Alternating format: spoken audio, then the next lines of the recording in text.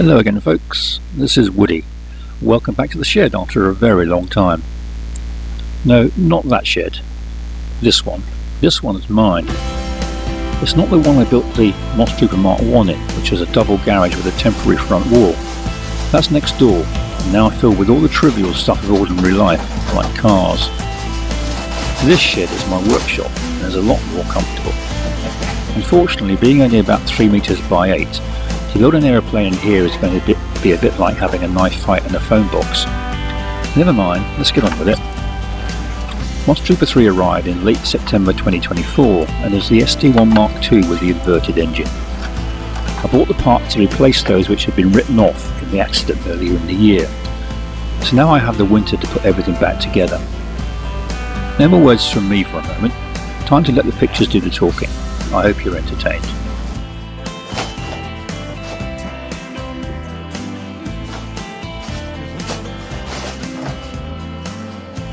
Nope.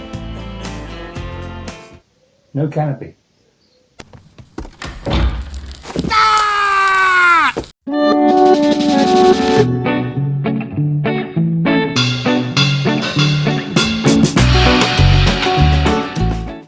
The slideshow is of some of the modifications I've incorporated after my experiments with MossTrooper Mark 1.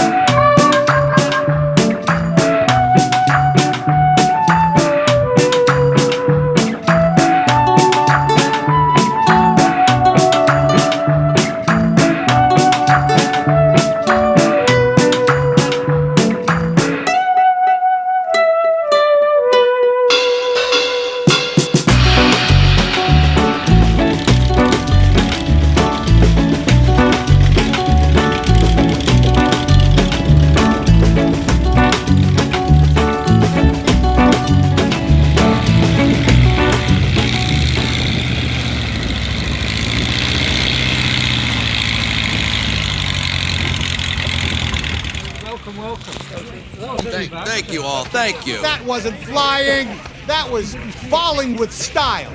And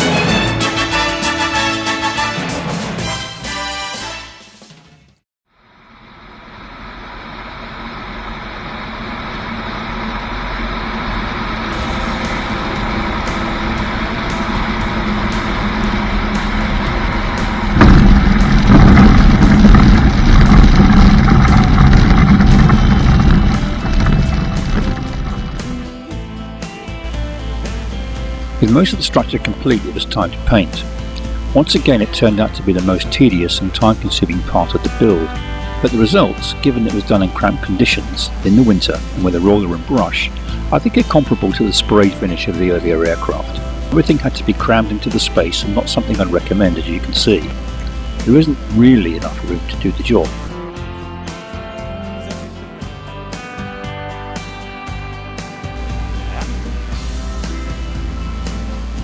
I did a lot of research before attempting the roller and brush method, as I wasn't convinced it would work. The results were variable, and it depended a lot on the state of the surface.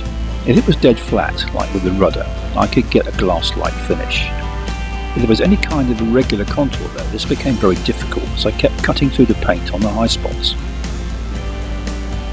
After 2 coats of primer and 4 coats of top coat, things were getting towards acceptable, but all of these layers had been rubbed back to almost nothing to reduce weight and get the smooth surface I wanted, and this takes a long time. Once that's done, there's hours of compounding and polishing to be done, and I use the machine for this. I really recommend that, but be careful and practice a lot first. Not only does the machine have the ability to burn through the paint surface, it also spreads an awful lot of the compounding material around the place, and you finish up getting speckled all over with basically polish and dust. Eventually though, I was as satisfied as I could be with the result. It's not perfect, but as good as I could get without paying for a professional spray job, which costs a lot of money. The paint scheme is the same as before because I like it. This is the only area where I use spray paint and try to get some visual texture into the plain gold. I use rubber cement as a mask, and the results are unusual.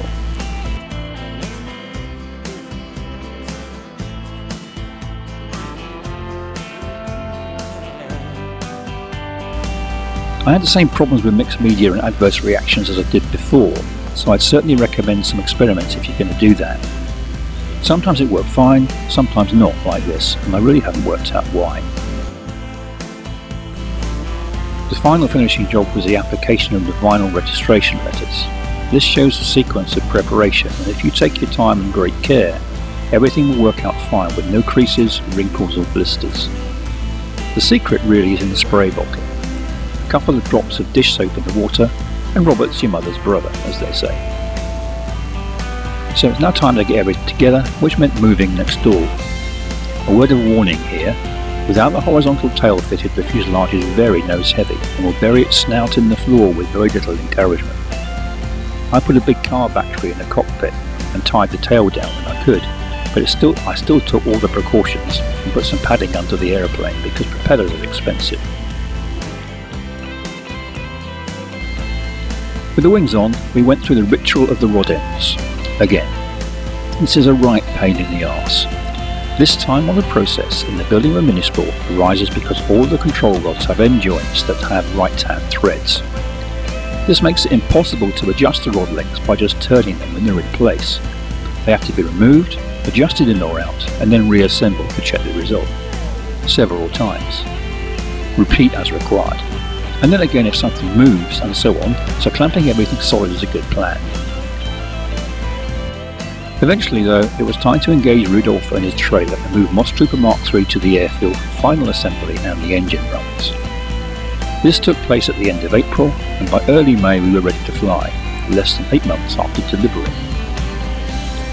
You'll notice the lack of overhead cover on the windscreen. Now, I gave it a trial fit, but to be honest, it was a bit like looking at the world from inside a letterbox. Plenty of shade, but bugger all visibility upwards and generally quite claustrophobic. I've kept the roof part, but I'll probably never use it.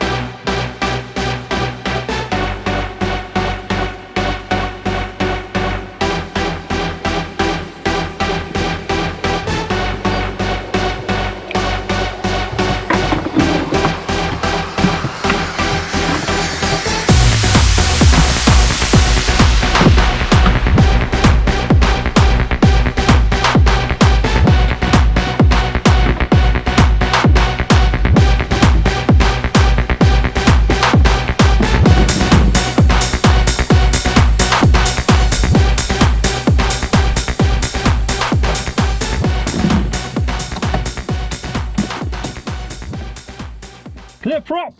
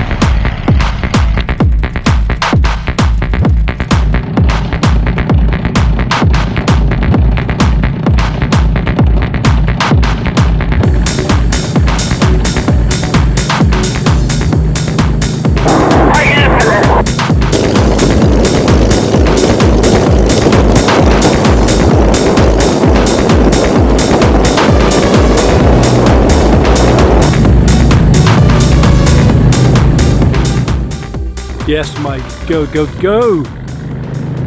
Brilliant.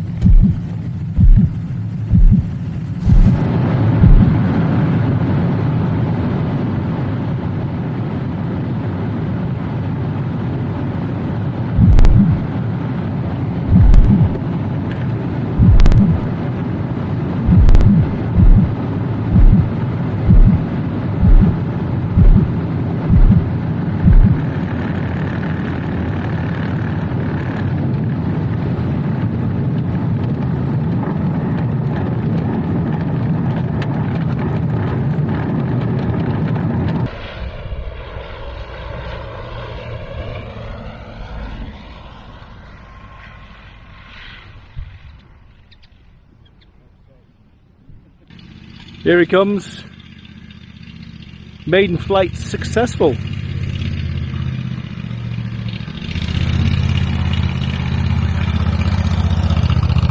Brilliant. Woohoo! Whoa! Oh, wow, you flew magnificently.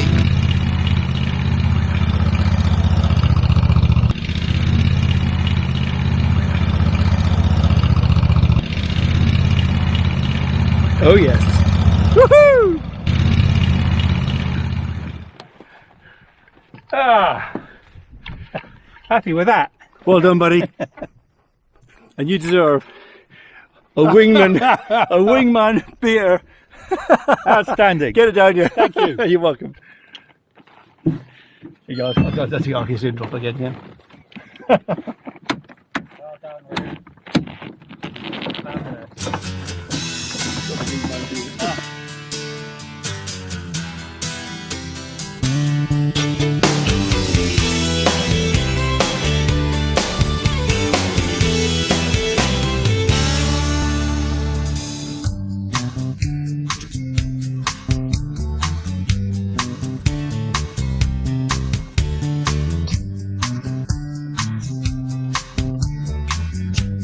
So, that's the debut of MossTrooper Mark III. Hope you enjoyed it, and I'll be back again soon, much sooner than last time, for the next event.